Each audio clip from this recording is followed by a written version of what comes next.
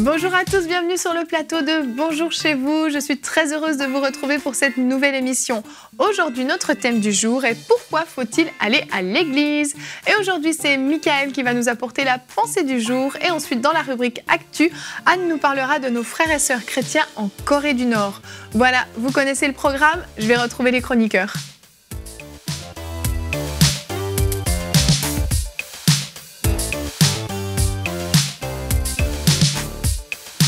Bonjour tout le monde. Bonjour, bonjour. Salut Evelyne. Comment allez-vous? Très Ça va bien. Toi aussi? Ça va très bien. Comme d'habitude? Oui. Comme d'habitude, moi je vais toujours bien dans Bonjour chez vous. Juste dans Bonjour chez vous. Hein Frank, t'es d'accord? Je ne sais pas. Aujourd'hui, notre thème du jour est pourquoi faut-il aller à l'église? Est-ce que vous le savez? Pourquoi on va à l'église? Oui. Ah, mais je suis dans la joie quand on me dit allons à la maison de l'Éternel. On a mille et une raisons, mais ça va être long. Hein, Exactement, ça va être long, mais on va répondre, enfin tenter en tout cas de répondre à cette question dans la pensée du jour.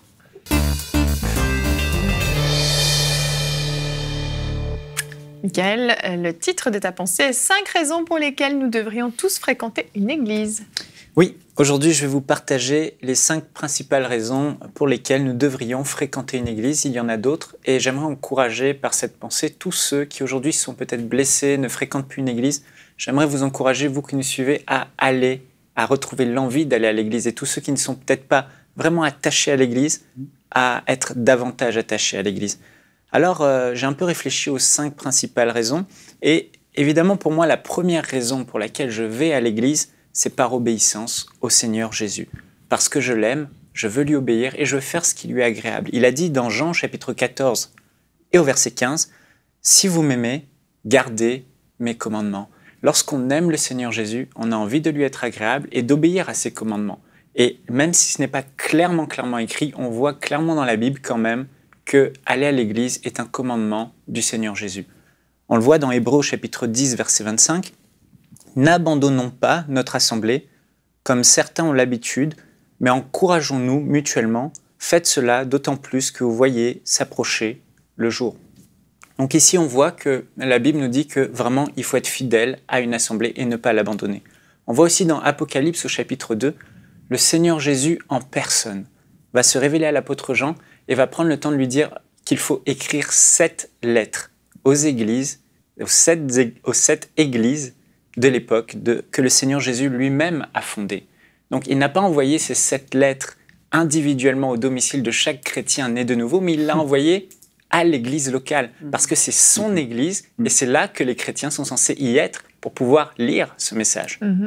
Et il n'a pas envoyé ces lettres à l'église universelle, il l'a envoyé aux églises locales, parce que pour lui, l'adresse de l'église universelle, c'est chaque église locale que le Saint-Esprit a fondée. Et la deuxième raison, c'est comme une brebis a besoin d'un berger, un chrétien a besoin d'un pasteur. On voit dans Éphésiens au chapitre 4, verset 8, que le Seigneur Jésus a fait des dons aux hommes, des cadeaux aux hommes. Et ces 5 cadeaux qu'il a fait sont les 5 ministères. L'évangéliste, le pasteur, etc. Mais l'un des 5 ministères, c'est le pasteur.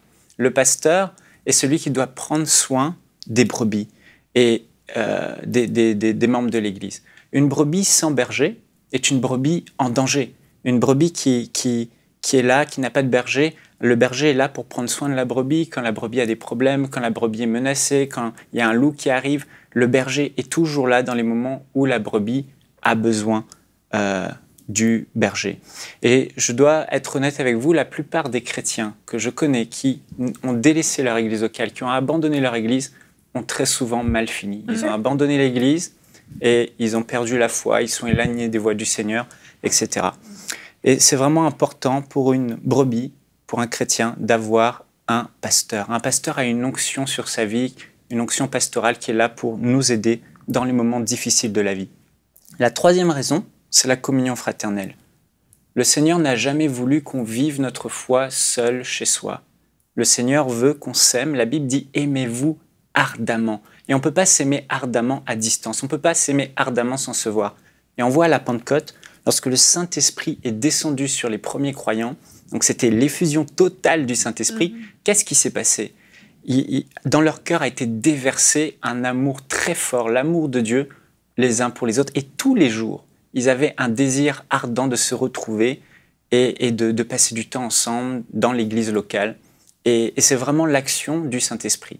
Donc, pour s'aimer ardemment, il faut se retrouver dans la maison de Dieu. C'est là où les chrétiens se rassemblent. Et on peut s'aimer les uns les autres. C'est ce que Dieu veut. On a besoin des uns des autres aussi. Et il faut savoir que dans la maison de Dieu, c'est là que Dieu va déverser, pendant la communion fraternelle, une onction, une bénédiction particulière. Une bénédiction spirituelle que vous ne retrouverez pas ailleurs quand vous êtes seul.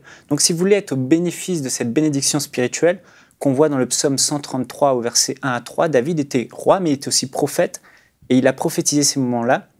Il a dit « Voici, oh, qu'il est agréable, qu'il est doux pour des frères de demeurer ensemble. C'est comme l'huile précieuse qui est répandue sur la barbe, descend sur la barbe d'Aaron, qui descend sur le bord de ses vêtements. C'est comme la rosée de l'Hermon qui descend sur les montagnes de Sion. C'est là que l'Éternel envoie la bénédiction et la vie pour l'éternité. » Donc ceux qui sont dans l'église locale, enracinés dans l'église locale, avec les frères et sœurs, bénéficient d'une onction particulière qui est là, d'une bénédiction, d'une vie abondante. Et si vous vivez votre foi seul chez vous, vous n'êtes pas au bénéfice de cette onction, de cette bénédiction qui est là. La quatrième raison, c'est pour votre croissance spirituelle. On serait tenté aujourd'hui de dire avec Internet, oui, je peux écouter les meilleurs prédicateurs du monde entier depuis chez moi, sur Internet, sur YouTube ou ailleurs, sur ma télévision. Mais ce serait une erreur de croire qu'on peut grandir spirituellement correctement en écoutant des messages uniquement.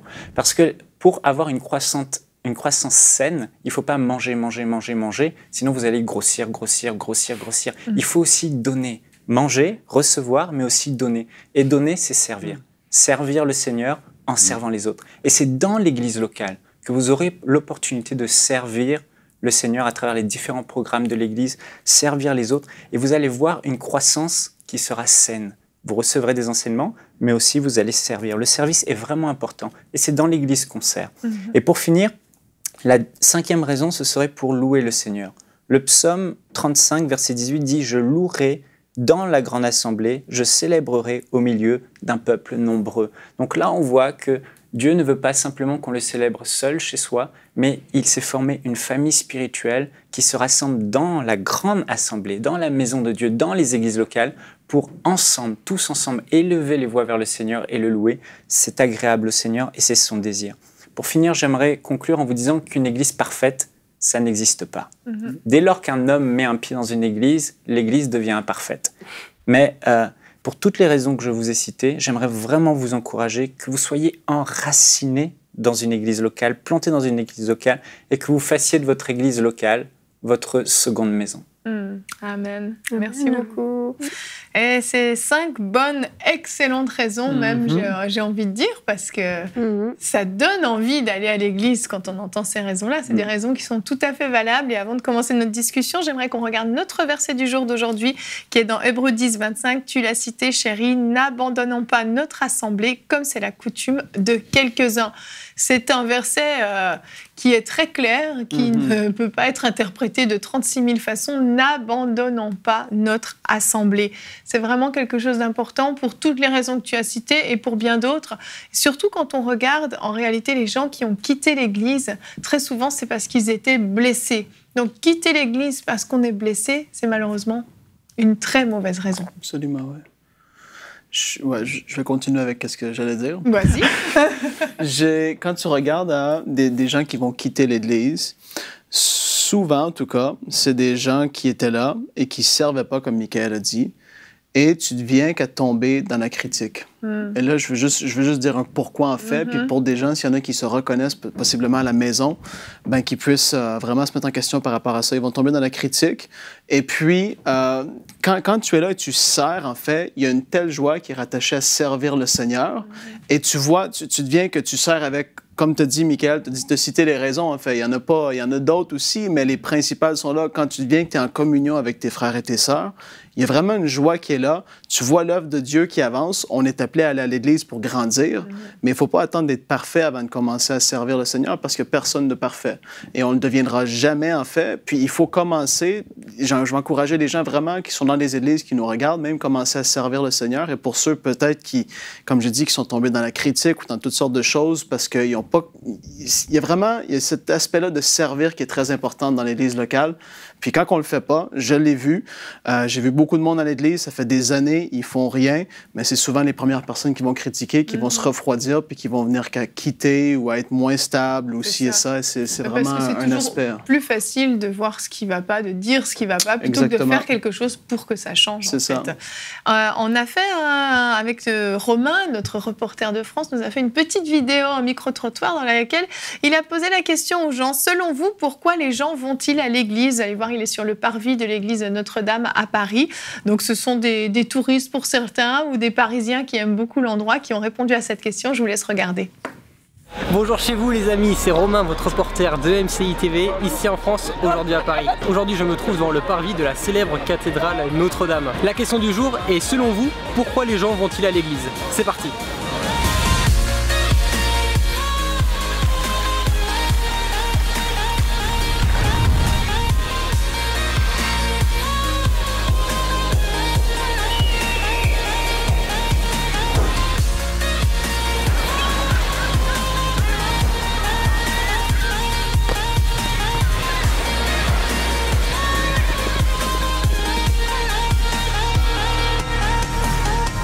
Je suis avec Fanny. Bonjour Fanny. Bonjour. Bonjour Brahim. Bonjour. Comment? Cornelia. Cornelia. Je suis avec Cornelia. Bonjour Cornelia. Bonjour. Selon vous, pourquoi les gens vont-ils à l'église? Les gens vont à l'église sans doute pour prier. Ça perpétue quelque chose, c'est une culture, pour moi c'est pas mal, ouais, c'est intéressant. Pour mettre un cierge, pour prier. De se connecter avec la foi. À la recherche de la paix de l'âme. Pour l'architecture, ouais, pas pour prier. Donc comme un lieu touristique? Non, de la culture. Super, parfait, merci. D'après vous, pourquoi les gens vont-ils à l'église? Pour se recueillir, trouver un temps calme, quelle que soit leur religion, se recueillir. Peut-être pour trouver du réconfort. Pour se recueillir en famille ou... Pour prier, enfin, oui, c'est ça. Je crois parce qu'il faut croire à quelque chose, un besoin de repère en fait. Tout va trop vite et on n'a peut-être pas le temps d'analyser, donc on a besoin peut-être de repères, d'un cadre. Il faut bien croire en quelque chose, je pense. Pour se recueillir.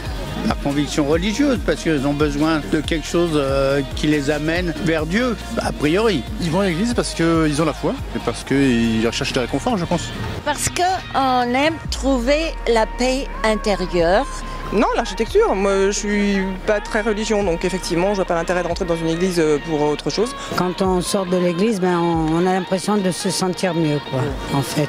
On est tout à fait réconforté et joyeux.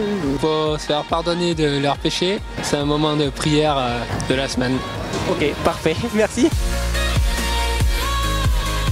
C'est la fin de ce reportage, merci à tous d'avoir suivi cette enquête. C'était Romain, votre reporter de MCI TV, ici en France, aujourd'hui à Paris. Et on se retrouvera très prochainement pour de futures vidéos. À la prochaine. Vous voyez, il y a toutes sortes de réponses. La plupart, c'est quand même pour prier, trouver la paix.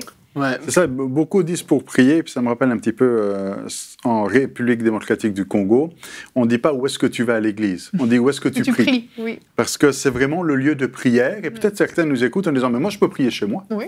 Et c'est vrai, et il faut, Jésus dit, quand tu es dans le secret de ta chambre et que tu pries. On peut prier chez soi, mais il y a une nécessité de communion, comme on a entendu tout à l'heure, et de prier ensemble. Et le but, c'est d'être ensemble. L'Église, c'est pas le lieu pour rencontrer Dieu, on peut le rencontrer dans sa chambre, mais c'est le lieu pour rencontrer Dieu ensemble, pour servir ensemble. Certains diront, mais moi je peux servir Dieu dans la rue, je peux témoigner, je peux évangéliser, je peux servir Dieu sur mon clavier d'ordinateur, mais l'Église, c'est le mot ensemble qui fait toute la différence.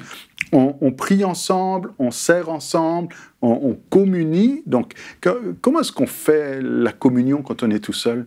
Comment on fait la Sainte Seine quand on est tout seul?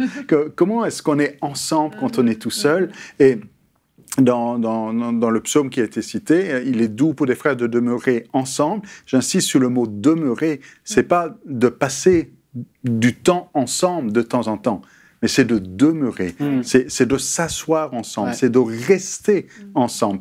Pour certains, l'Église, c'est le lieu où on va de temps en temps. Mais ça devrait être... Non, c'est ce qui nous caractérise, c'est ce qui nous définit. Nous sommes l'Église. Il y a un pasteur qui disait, une fois à sa congrégation, il ne disait pas « bienvenue à l'Église ». Non, il disait « merci d'avoir amené l'Église dans ce lieu ». Parce que c'est vous l'Église. Et quand on réalise que nous sommes l'Église et que l'Église, c'est nous tous ensemble, eh bien, on ne voit plus l'Église de la même manière. Et quand on aime l'Église, ça fait toute la différence. Je vous invite à aimer l'Église. En tout cas, moi, j'aime mon Église. Et quand on aime, il n'y a pas de problème à être ensemble quand on s'aime les uns les autres. Quand on n'aime pas les autres, on ne veut pas être avec eux. Mais quand on les aime et quand on réalise l'importance de demeurer ensemble, c'est facile, l'Église. Exactement, exactement. Et avant de terminer ce temps de discussion, Michael, est-ce que tu aimerais juste adresser un mot à ceux qui ont quitté leur Église, qui ne vont plus à l'Église parce qu'ils sont blessés, justement? Le pasteur leur a peut-être... c'est un exemple. Il les a peut-être retirés du service, ou un frère ou une sœur lui a peut-être fait du mal, ou il s'est peut-être passé quelque chose qui a fait que ces gens ont préféré s'éloigner de l'Église. Donc, est-ce que tu peux leur adresser un mot? C'est sûr que on a parlé de... J'ai parlé de cette bénédiction qui est là, qui est importante, et de cette grâce. Et je ne crois pas qu'un chrétien peut aller bien dans sa vie en restant chez lui. C'est pas compatible avec ce que le Seigneur... On n'est pas dans le plan de Dieu, et quand on n'est pas dans le plan de Dieu, on est malheureux. Donc, j'aimerais vous encourager à retourner à l'Église. Et si vous ne pouvez pas retourner pour des raisons quelconques à l'Église que vous fréquentiez avant, la dernière Église, je vais vous encourager à trouver une autre Église. Il y a forcément quelque part une Église qui vous correspond, une Église où vous allez être bien, une Église où vous allez être épanoui. Donc vraiment, prenez du courage et choisissez d'aimer le Seigneur en obéissant à sa volonté, tout simplement. Et vous verrez une bénédiction nouvelle venir dans votre vie, une grâce nouvelle, une joie nouvelle. Et c'est vraiment important parce que si vous n'allez pas à l'Église, je suis vraiment désolé de le dire, mais vous n'êtes pas dans le plan parfait de Dieu pour votre vie. Donc faites-le et trouvez cette Église. Il y en a. Prenez le temps. Vous ne décidez pas forcément tout de suite, mais visitez quelques églises, puis faites un choix. Merci beaucoup. Avant de clôturer, on va regarder notre sondage internaute du jour la question était « Combien d'églises avez-vous déjà fréquentées ?» 20% ont répondu une seule, 29% deux, 20% trois et plus de 3, 31%. Donc il y a toutes sortes de raisons pour lesquelles on peut avoir fréquenté beaucoup d'églises. Souvent, ce sont des déménagements qui sont la cause d'un changement d'église, mais parfois c'est aussi justement parce qu'on a été blessé. Donc voilà, on va terminer ce temps de discussion et on va passer à la rubrique Actu. Anne, aujourd'hui, tu vas nous parler de Christ en Corée du Nord. Oui, justement, pour rebondir sur le thème qu'on vient juste d'aborder, après ce que je vais vous raconter, je pense que beaucoup d'entre vous vont comprendre à quel point c'est une grâce d'avoir une église locale et d'avoir la liberté d'aller prier, adorer ensemble, chanter de tout son cœur sans avoir à se cacher, et puis pouvoir aller à l'église la tête haute sans raser les murs. Et oui, cette semaine, je vais vous parler de... Christ en Corée. Et on en a déjà parlé la semaine dernière. Vous avez, pour ceux qui ont écouté mercredi dernier la rubrique, vous avez déjà eu un petit aperçu de ce qui se passe en Corée. Mais dans l'actualité récente, on a beaucoup parlé de Corée, pour plein de raisons, pour des histoires stratégiques, de menaces atomiques et tout, mais aussi pour une autre raison. Depuis quelques semaines maintenant, il y a un pasteur coréen qui a été remis en liberté et qui avait été enfermé dans les prisons nord-coréennes. C'est un pasteur qui a une église à Toronto, mais qui est d'origine coréenne, qui s'appelle Young So-lim. On va le voir, voilà, ce pasteur-là, qui est un cher frère de Toronto, est allé plus de 110 fois en Corée du Nord pour du travail humanitaire. Et il est resté 2 ans, les 2 dernières années, emprisonné. Il a été emprisonné pour complot subversif. Il a été accusé de vouloir, par ses idées chrétiennes, renverser le gouvernement, en tout cas causer du tort au gouvernement nord-coréen.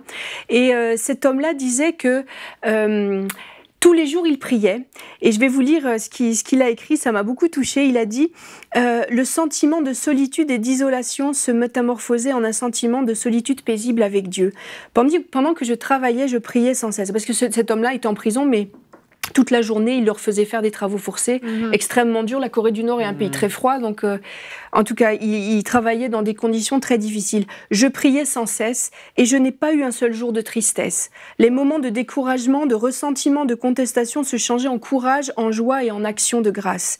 Et il raconte qu'au bout d'1 an de détention, ses amis du Canada, de son église coréenne à Toronto, ont réussi à lui faire parvenir une Bible et un petit peu de littérature chrétienne.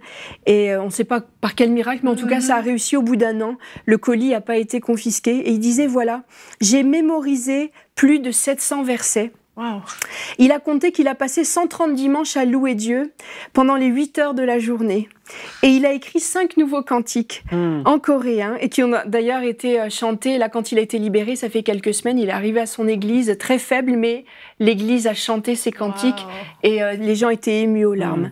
Cet homme-là montre que dans l'emprisonnement, il a continué à aimer Dieu. Et pour ceux qui doutaient de l'intérêt d'avoir une église, quand on est seul pendant des mois, à louer seul dans son coin, à essayer de garder la communion avec Dieu, c'est extrêmement difficile. Et il a apprécié comme un cadeau du ciel de pouvoir retrouver ses frères et sœurs de son église. On a une autre photo, je vais vous la montrer. C'est Myung-hae, qui est aussi une Nord-Coréenne.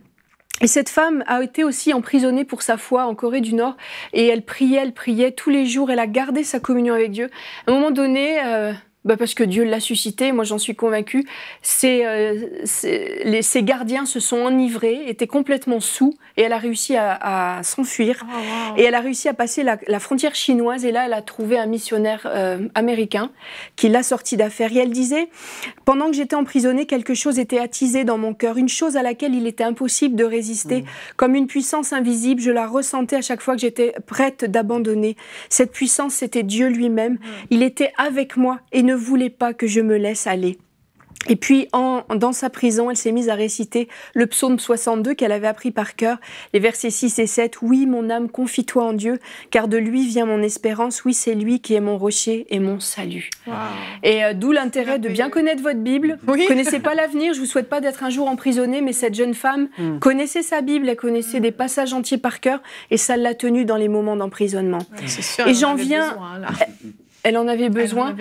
C'est des exemples, et ces exemples sont nombreux. Et ceux qui arrivent à fuir les prisons nord-coréennes témoignent de la foi vivante qui anime beaucoup des prisonniers. C'est une foi qui est cachée, mais c'est une foi qui est très profonde, qui est très vivante, qui est solide. Et même un jour, quelqu'un disait... en souriant, les Sud-Coréens se préparent à aller évangéliser en masse quand les frontières s'ouvriront, mais c'est plutôt ceux du Nord qui viendront témoigner de leur foi à ceux du Sud quand les frontières s'ouvriront, tellement leur foi a été boostée par la persécution. Effectivement, il y a une grosse persécution en Corée du Nord. Pour ceux qui en doutent, voilà quelques chiffres qu'on va voir maintenant. Il y a à peu près 25 millions d'habitants, 25,4. Et sur ce nombre, ça ce sont les chiffres de Portes Ouvertes, il y a à peu près 300 000 chrétiens. Alors évidemment, c'est une statistique qui est difficile à avoir parce que par définition, comme l'Église est persécutée, il se cache et c'est difficile. Mais ça, c'est des chiffres qui ont été réunis par des missionnaires ou des gens qui ont réussi à fuir la Corée du Nord. Donc d'autres chiffres estiment à 480 000. Donc on est dans une fourchette, en tout cas, de plusieurs centaines de milliers de chrétiens en Corée du Nord. Et dans les prisons nord-coréennes, il y a à peu près 50 000 chrétiens. J'ai même vu le chiffre de 70 000. Donc on évalue à ce chiffre-là, sachant qu'au total, il y a 200 000 personnes emprisonnées dans les geôles nord-coréennes. Donc un quart de chrétiens. Et quand vous rentrez en prison en Corée du Nord, c'est quasiment un arrêt de mort parce qu'il y a juste une personne sur 4 qui s'en sort vivante. Puis quand elle en sort, elle est très abîmée. D'ailleurs, si vous avez remarqué, puisqu'on parle d'actualité, il y a quelques semaines seulement, il y a un jeune Américain qui a été renvoyé par la Corée du Nord aux États-Unis. Ça faisait des mois et des mois que le gouvernement américain réclamait sa libération. Il a été emprisonné à 19 ans. Il faisait un voyage scolaire de découverte de la Corée du Nord. Et à un moment donné, une caméra de surveillance l'avait surpris à arracher une petite affiche de propagande. Il a été arrêté, mis en prison, torturé. Voilà. Et quand il s'en est sorti, il était dans un état tellement lamentable, dans le coma. Il est mort quelques jours après. C'est pas vrai. Quand on entre dans les prisons nord-coréennes, c'est très rare qu'on en sorte en un seul morceau. Quand on en sort, on est très abîmé et souvent, on n'en ressort absolument pas. Et je vous l'ai déjà dit dans des chroniques précédentes, mais la Corée du Nord est le pays au monde qui persécute le plus les chrétiens. On estime, ils ont un index de persécution qu'ils mettent à jour chaque année. Et en 2017, on est à 92 sur 100. Cet index est le plus haut au monde, là où les chrétiens sont les plus maltraités, torturés, violés, emprisonnés.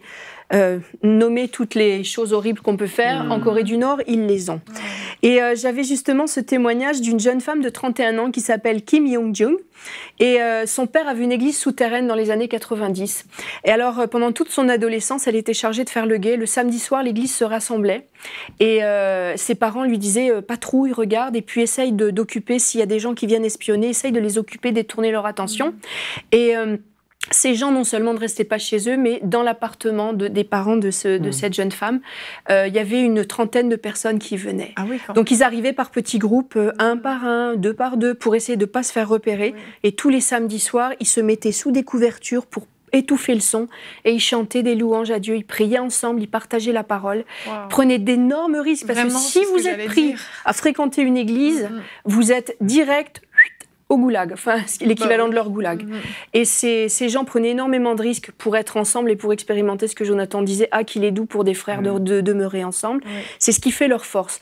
Et cette femme disait qu'à un moment donné, son père a été découvert, il a été emprisonné, il n'est jamais revenu. Maintenant, cette femme a quitté la Corée du Nord. Avec sa mère, elles ont réussi à s'échapper. Pareil, côté chinois. En Chine, à la frontière, il y a beaucoup de missionnaires qui sont évidemment dans la discrétion, mais qui attendent les gens qui arrivent à sortir de Corée du Nord et qui les aident, qui les réhabilitent, qui les logent, qui les nourrissent, qui les encouragent. Et on peut vraiment prier pour ce ministère-là, c'est un ministère fondamental. En mai dernier, il y a eu un sommet mondial de la défense des chrétiens persécutés à Washington. Et on a un monsieur coréen, un jeune animateur radio, qui est maintenant animateur radio à Séoul, qui est un transfuge nord-coréen. Il s'appelle Kim Chung-sung. Et il a déclaré aux dirigeants chrétiens qui étaient réunis qu'en dépit de l'hostilité extrême du régime de Kim Jong-un, le christianisme se développe à grande vitesse en Corée du Nord et que malgré l'environnement répressif, le nombre de croyants chrétiens est à la hausse, leur foi est renforcée par la persécution. Et on le sait dans l'histoire, à chaque fois que les chrétiens ont été persécutés, l'Église s'est renforcée, la foi de ces gens a été fortifiée. Et c'est ce qui est en train de se passer en Corée du Nord. Parce que c'est de la foi authentique, en fait, dans ces cas-là. Exactement. On ne fait pas semblant, là, on ne peut pas. Si on suit le Seigneur, t'es un vrai de vrai, tu es prêt à risquer ta vie pour ton Seigneur. Puis juste, je vais vous faire une petite remarque en passant. Avec les chiffres qu'on a vus tout à l'heure, ça représente à peu près 2% de la population nord-coréenne qui est chrétienne. C'est plus qu'en France et qu'au Québec et dans les pays francophones d'Europe. Alors, ces gens-là risquent leur peau, mais ils sont quand même 2% de la population à professer leur foi. Je referme la parenthèse, vous ferez le point chez vous.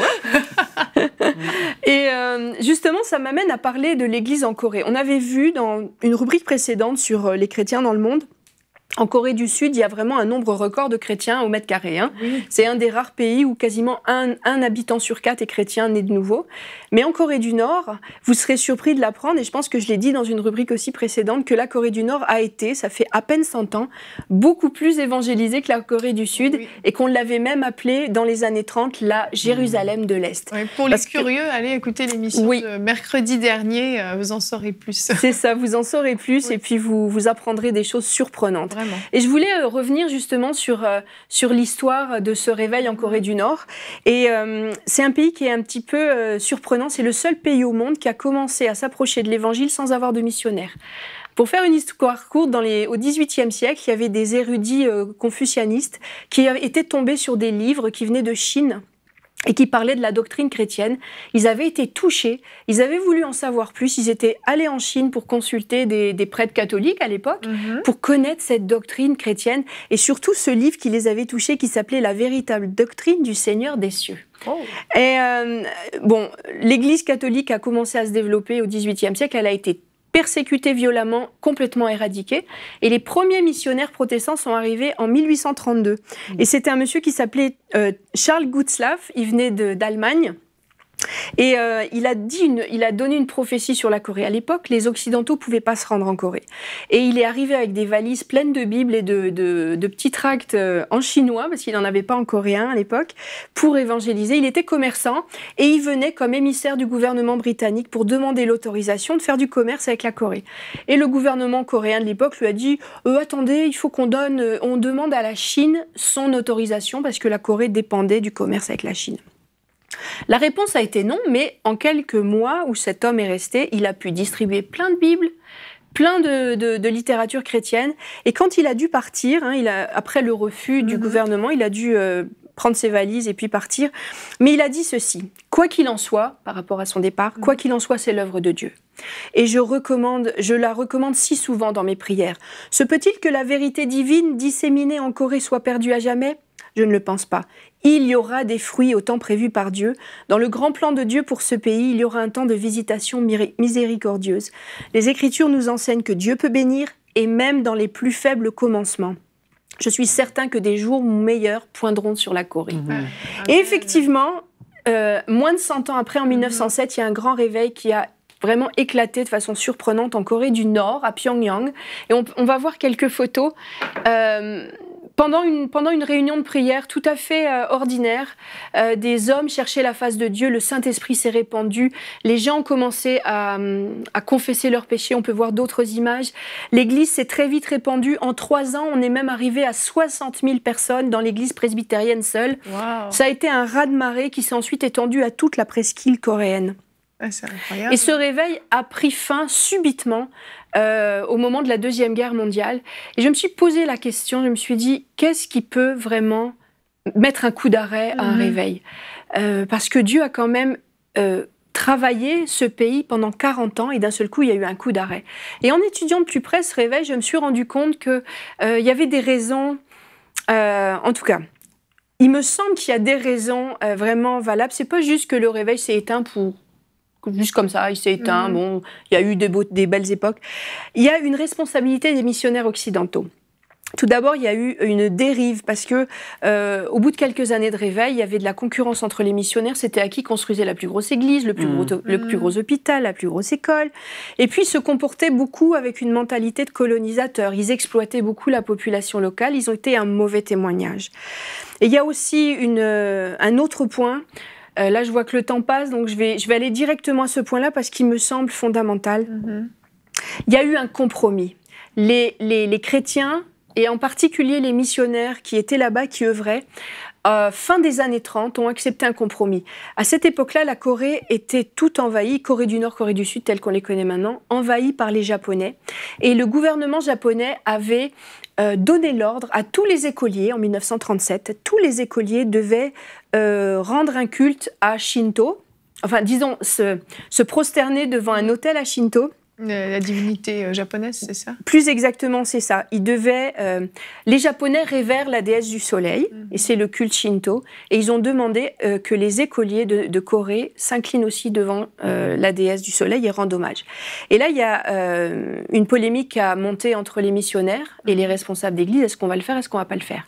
Les presbytériens ont dit absolument pas, hors de question, c'est un culte idolâtre, on ne le fera pas. Et puis d'autres mouvements d'église ont dit mais c'est un geste civique. C'est juste, on va rendre à César ce qui est à César. C'est pas une vraie déesse, de toute façon. C'est pas si grave. On peut le faire. De toute façon, au fond de nous, on sait qui on croit. On fait un compromis. Et ils ont fait une compromission assez grave. Les Japonais, quand ils ont vu que ça marchait, 1 an plus tard, ils ont rendu l'ordre valable pour les églises. Donc avant le culte, on devait aussi s'incliner devant un autel à Shinto, construire des petits autels sur chaque terrain d'église, chaque terrain d'école chrétienne. Et ils exigeaient, puisque ça avait marché dans les écoles, allons-y pour tout le monde, avant le culte, les gens devaient s'incliner devant ces autels à Shinto.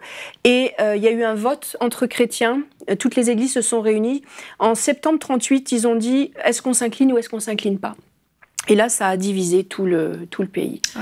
Et cette déesse du soleil, c'est pas n'importe qui. Je veux juste terminer ma rubrique en disant, ça peut nous paraître anodin, on peut dire on va rendre à César ce qui est à César, mais cette déesse du soleil, c'est une vraie puissance occulte. Et ça fait plus de 800 ans que le Japon s'est voué à cette déesse-là. Et cette déesse-là, pour faire une histoire courte, le Japon, était menacé à l'époque par un envahisseur mongol venu par la Mandchourie. Et le leader japonais de l'époque avait dit aux sorciers de se rassembler et de désigner la divinité qui était la plus à même de les protéger contre l'envahisseur. Et les sorciers en réunion ont dit, c'était en 1281 cette histoire-là, ils ont dit on pense que c'est la déesse du soleil qui va pouvoir nous protéger.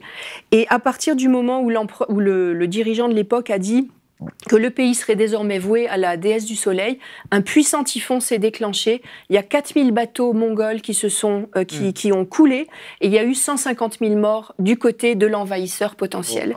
Et les Japonais ont dit voilà, cette déesse est puissante, elle nous protège. Et donc depuis 1281, le Japon et chaque empereur japonais a voué son règne à cette déesse-là.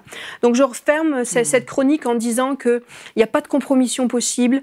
Le culte idolâtre, c'est un culte idolâtre.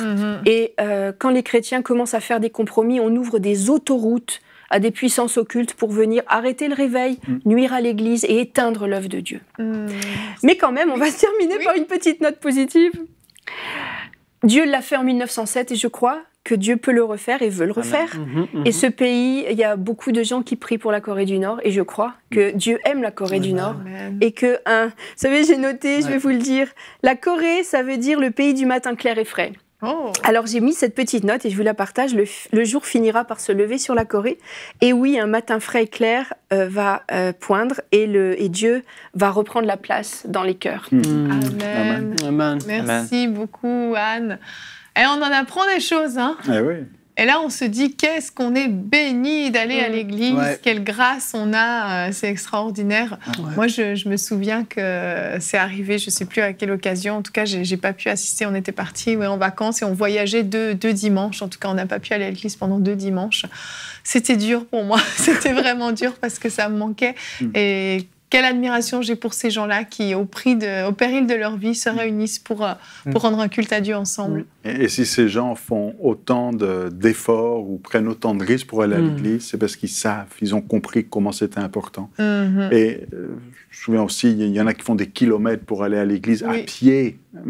Et s'il y en a qui nous écoutent, qui disent moi, je n'ai pas envie d'aller à l'église d'à côté, c'est juste parce qu'ils n'ont pas compris l'importance de l'église. Et là, il y a besoin vraiment d'une révélation, que Dieu vous parle, que vous compreniez qui est l'Église. Vous savez, Paul persécutait l'Église. Mais à un moment donné, Jésus lui a dit, c'est moi que tu persécutes. Parce que quand tu persécutes l'Église, c'est Jésus que tu persécutes. Si tu aimes Jésus, tu aimes l'Église. Souviens-toi de ça. Amen, amen. Je ne rajouterai rien. Conclusion parfaite. Merci, Jonathan. Gloire à Dieu pour l'Église qu'il a instaurée, pour ce qu'il a mis en place pour nous, en fait. C'est vraiment tout à notre avantage, en réalité. Donc, vraiment, gloire à Dieu. Quel privilège on a. Tu veux rajouter quelque chose, j'ai l'impression? Non. Ok, d'accord. J'avais l'impression que tu avais quelque chose que tu avais envie de dire. Non, vraiment, on a une grâce particulière. Et puis, il faut être reconnaissant. Il faut qu'on puisse apprécier, passer du temps ensemble, entre frères et sœurs, ce privilège qu'on a d'avoir des enseignements qu'on nous donne chaque dimanche, d'avoir des pasteurs qui prennent soin de nous, qui prient pour nous, qui sont disponibles pour nous en cas de besoin. C'est vraiment une grâce qu'on a, puis il ne faut pas cracher dans la soupe, comme on dit. Hein? Tu aimes cette expression? Je ne connais pas. Non, j'imagine. Faut pas être dédaigneux. Ok, ouais. Exactement. Est-ce que l'un de vous avait quelque chose à dire avant que je conclue? Je sais pas, j'ai l'impression que quelqu'un veut rajouter quelque chose. Voilà. J'ai une idée qui me vient, mais pendant qu'Anne parlait, j'ai aimé la phrase que Anne a dit quand ce pasteur était en prison. Elle a dit, si vous allez en prison, vous verrez comment c'est difficile de vivre votre foi seul. Et c'est vrai qu'on se réunit ensemble à l'église, qu'il y a tout un encouragement dans la foi qui est là. Quand il y en a un qui est faible, l'autre le relève. Quand il y a besoin d'un encouragement, là. Et c'est bénéfique pour notre foi à tous. Et ceux qui s'isolent, comme on l'a dit, ils sont seuls. Il y a un verset qui dit, c'est dans les Proverbes, je crois, il dit « Celui qui se tient à l'écart cherche son intérêt, cherche ce qui lui plaît. » Et on est en danger, mais le pire, c'est que des fois, on ne se rend pas compte du danger. Une autre image plus africaine, peut-être, quand le lion veut attaquer un animal, il attaque celui qui est en dehors du troupeau. Et quand on est ensemble, je veux dire, il y a une protection, il y a une force, mais si on s'éloigne et puis qu'on s'en là, on devient une proie facile pour l'adversaire. Exactement. Merci à tous d'avoir participé à cette émission et merci à vous de nous avoir suivis. Nous allons nous retrouver demain. Demain, nous allons parler de la prophétie, un des langages de Dieu. Nous allons présenter le livre du pasteur Joel Spinks, Lumière prophétique, et nous répondrons à la question du sondage. Aimez-vous recevoir des prophéties pour vous-même? Voilà, merci de nous avoir suivis et bonjour chez vous.